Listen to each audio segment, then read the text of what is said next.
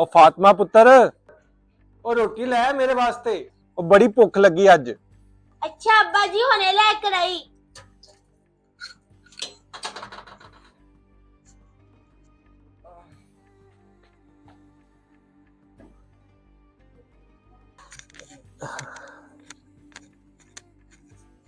ये ले अब्बा जी।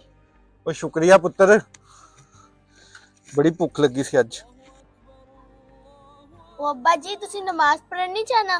ओ फातिमा पुत्र, कल गया ते सी नमाज पढ़न। ते अब्बा जी अज? ओ फातिमा पुत्र, ओ मैं हफ्ते च सिर्फ एक नमाज पढ़ना वा। ओ मेरे कोल इन्ना टाइम किथे कि 5 पूरियां पढ़ सकां। पर अब्बा जी ये तो बहुत बुरी गल है। ओ फातिमा पुत्र, ओ तू हाले छोटी है, मैनू ना समझा, जा इथों।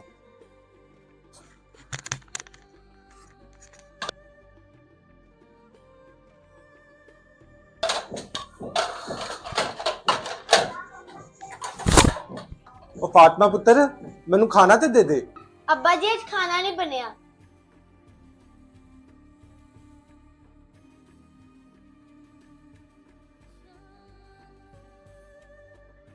ओ फातिमा पुत्र, रोटी लै मेरे वास्ते।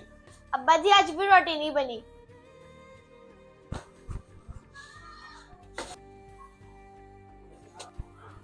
नूर फातिमा बेटा, तो यह ते सो रही है। ओ नूर फातिमा पुत्र, ओ रोटी लै आ, बड़ी भुख लगी है।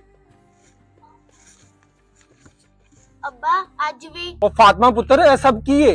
ओ मैं 7 दिनों दे विच सिर्फ एक दिन रोटी खाधी है ते 7 दिन का गुजारा एक दिन दे विच किस तरह होएगा? अब्बा जी मैं आपको यही तो समझाना चाह रही हूँ, जब एक दिन के खाने से आपका 7 दिन का गुजारा नहीं हो सकता तो फिर हफ्ते में एक दफा नमाज पढ़ने से कल आखिरत में कैसे गुजारा करेंगे?